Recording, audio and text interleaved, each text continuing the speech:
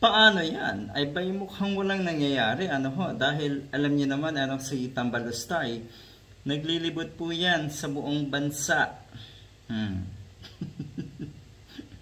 Wala naman talagang magandang layunin, kundi siguro nga, i-repair yung kanyang mga baho, yung kanyang damage, damage control din na matatawag. Nagpapakilala ko sa mga kababayan natin. Tapos ayan, hindi naman daw siya desididong tumakbo. Pero kamakailan, pinag-iisipan na daw niya.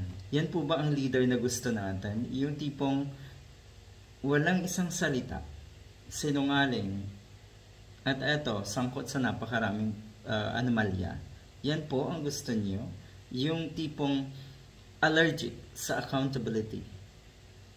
At hindi uso ang transparency kasi. Sa mga Duterte, yan po kasi ang nakagawian daw nila sa Davao.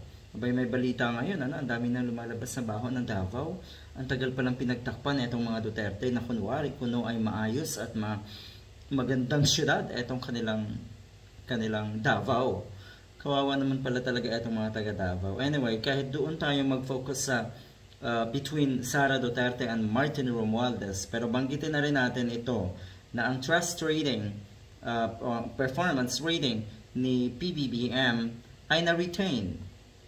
So kahit papaano, kung makikita nyo po, naandyan pa rin, walang bumibitaw sa mga taga-suporta ng nasa Malacanang. Pero ang lala, dahil ito pong kay Sara Duterte ay dumausdos na naman pababa. Katulad ng sinabi ko, tignan natin kasi ang tinatarget sa tingin ko na sa Sara Duterte at ng mga nasa paligid niya nga ay itong si Speaker Romualdez, kasi yun yung nilagay nila sa utak nila na magiging kalaban ni Sara Duterte. Sila naman ang pasimuno niyan.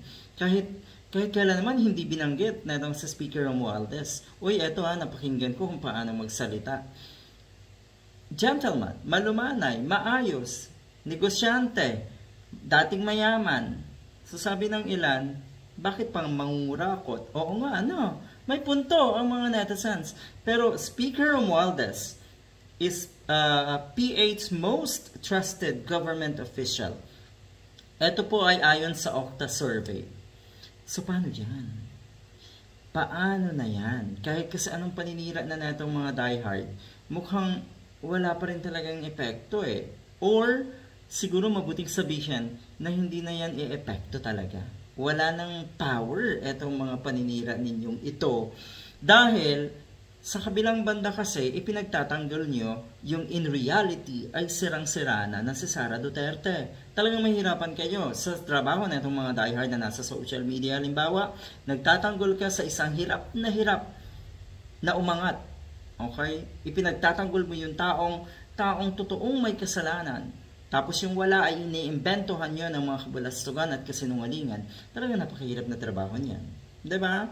O ayan, most trusted government official, etong si Speaker Romualdez.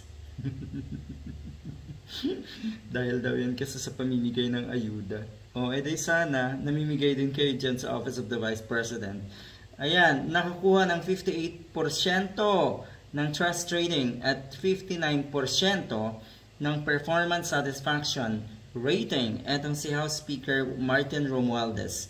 Yan po ang result ng Okta survey from November 16 or 10 to 16 isinagawa ang survey. Maraming respondents at mukhang mas kapanipaniwala itong Okta research na ito. Anong masasabi natin? Anong masasabi niyo naman kay Sara Duterte? Kasi sobrang laki daw ng ibinaba at ang nakikita ng mga eksperto dito, hindi na ito makakabawi. Ang ibig sabihin, etong performance rating na ito na sa Sara Duterte ay irreversible. Bakit? Or irreversible. Bakit?